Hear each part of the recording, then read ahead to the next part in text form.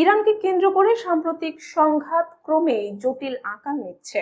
কাগজে কলমে এটি একটি সুপরিকল্পিত সামরিক অভিযান মনে হলেও বাস্তবে পরিস্থিতি অনেক বেশি অনিশ্চিত ও জটিল। বিশ্লেষকদের মতে এই যুদ্ধে যুক্তরাষ্ট্রের কোনো সুস্পষ্ট কৌশল চোখে পড়ছে না, আর ঘোষিত লক্ষ্য এখনো অর্জিত হয়নি। যুদ্ধের শুরুতে যুক্তরাষ্ট্রের প্রেসিডেন্ট ডোনাল্ড ট্রাম্প এবং ইসরায়েলের প্রধানমন্ত্রী বেনিয়ামিন নেতানিয়াহু শাসন পরিবর্তনের কথা বলেছিলেন, কিন্তু কয়েক সপ্তাহের বিমান হামলা, উচ্চপদস্থ ব্যক্তিদের হত্যা এবং অবকাঠামো ধ্বংসের পরেও ইরানের ক্ষমতার কাঠামো অটুট রয়েছে। বিশ্লেষকদের মতে ইরানকে কেবল সামরিক শক্তি দিয়ে পরাস্ত করা সম্ভব নয়। দেশটি ভৌগোলিক, সামরিক ও রাজনৈতিকভাবে এমনভাবে গড়ে উঠেছে যেখানে দীর্ঘমেয়াদী নিয়ন্ত্রণ প্রতিষ্ঠা অত্যন্ত কঠিন। আকাশপথে হামলা চালিয়ে ক্ষয়ক্ষতি করা সম্ভব হলেও স্থলযুদ্ধ শুরু করা যুক্তরাষ্ট্রের জন্য অত্যন্ত ঝুঁকিপূর্ণ ও ব্যয়বহুল হবে। ইতিহাস বলছে, একবার স্থল অভিযান শুরু হলে তা নিয়ন্ত্রণ করা কঠিন হয়ে পড়ে এবং যুদ্ধ দীর্ঘস্থায়ী হয়ে যেতে পারে। হরমুজ প্রণালী এই সংঘাতের সবচেয়ে গুরুত্বপূর্ণ কেন্দ্র হয়ে উঠেছে। বিশ্বের বিপুল পরিমাণ তেল এ পথ দিয়ে পরিবাহিত হয়। যুদ্ধের আগে প্রতিদিন প্রায় 2 কোটি ব্যারেল তেল এই প্রণালী দিয়ে যেত। এখন সেখানে ইরানের নিয়ন্ত্রণ ও হামলার কারণে বৈশ্বিক জ্বালানি বাজারে অস্থিরতা তৈরি হয়েছে।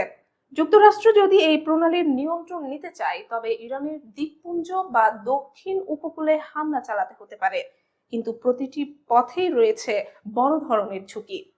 ইরানের দ্বীপগুলো দখল করা গেলেও সেগুলো ধরে রাখা কঠিন হবে বলে মনে করছেন বিশেষজ্ঞরা, কারণ ইরান সরাসরি মুখোমুখি লড়াইয়ের বদলে ভিন্ন কৌশলে পাল্টা আঘাত হানতে পারে।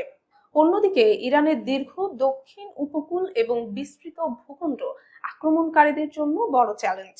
উপকূল দখল করলেও ভেতরের এলাকায় অগ্রসর না হলে সৈন্যদের নিরাপত্তা নিশ্চিত করা কঠিন হয়ে পড়বে, আর ভেতরে ঢুকলে যুদ্ধ আরো বিস্তৃত হয়ে যাবে। পশ্চিম দিক থেকেও আক্রমণের সম্ভাবনা রয়েছে, বিশেষ করে কুর্দি অধ্যুষিত অঞ্চল দিয়ে। তবে এই পথেও রয়েছে বড় ধরনের অনিশ্চয়তা।